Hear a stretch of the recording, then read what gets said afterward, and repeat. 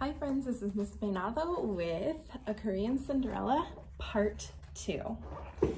Pear Blossom had food to fix, nevertheless. The village was having a festival and she had to pack picnic hampers of dried fish and pickled cabbage for her stepmother. She also sewed a dress of pink silk for her stepsister. When festival day came, Peony mocked Pear Blossom, calling her dirty piglet stay at home. "Pigling may go," said Amoni in a voice as sweet as barley sugar, after she weeds the rice patties. She handed Pear Blossom a basket of wilted turnip tops. "Here is Pigling's picnic." "I am most grateful, honorable mother," said Pear Blossom. When she reached the fields, Pear Blossom dropped the basket in dismay. Rice rippled before her like a great green lake. Weeding it would take weeks. "Who could do such a task?" she asked.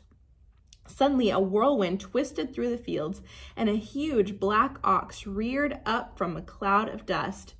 "Doo!" it bellowed, tossing its great horns. The ox began to munch the weeds, moving through the rows of rice faster than the wind itself. Each mouthful brought it closer to Pear Blossom. Then she hid her face in her hands. She heard the crunch of its teeth and felt the beast's warm breath on her neck.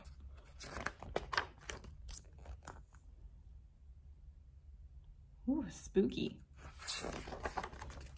At last, she dared to peek between her fingers. Both ox and weeds were gone. Hoof prints as big as cartwheels pocked the field, yet not a single blade of rice was trampled. And when Pear Blossom looked in her basket, she found fruit and honey candy instead of turnips. She bowed, then cupped her hands and called, "1,000 thanks!"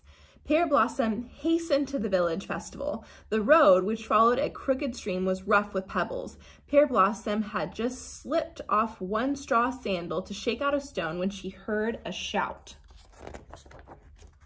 Make way for the magistrate!"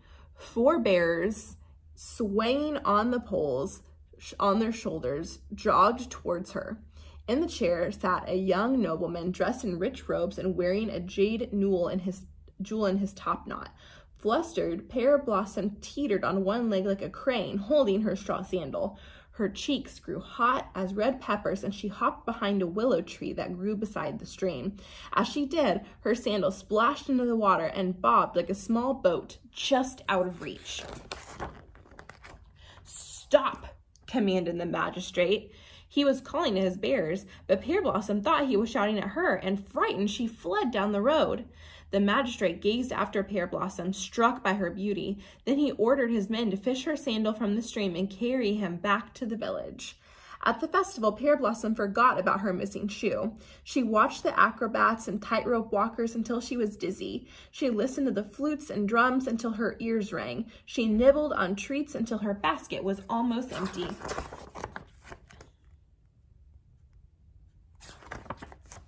She was peeling the last orange when Amoni and Peony came up on her. "Little pig!" screamed her stepmother. "What are you doing here?" "I am here because a great black ox ate all the weeds on the rice patties," said Pear Blossom. "The same ox that gave me this orange." "Black ox indeed," Amoni snorted. "Oxen are brown. You stole that fruit." She was interrupted by the magistrate's bears. "Hear this," they shouted as they elbowed the chair through the crowd.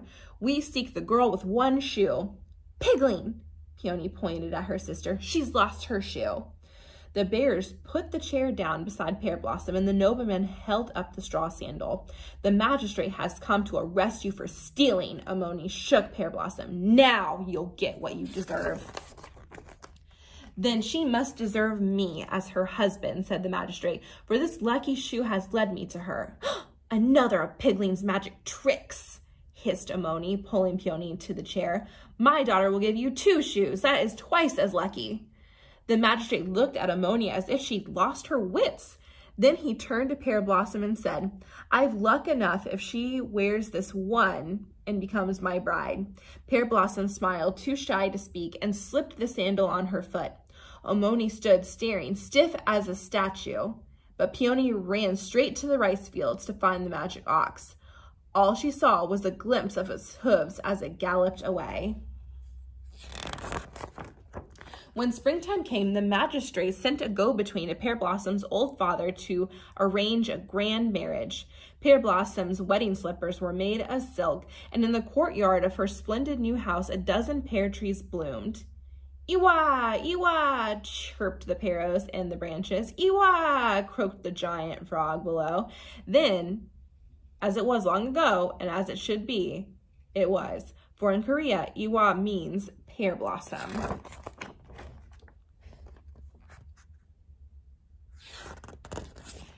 The end.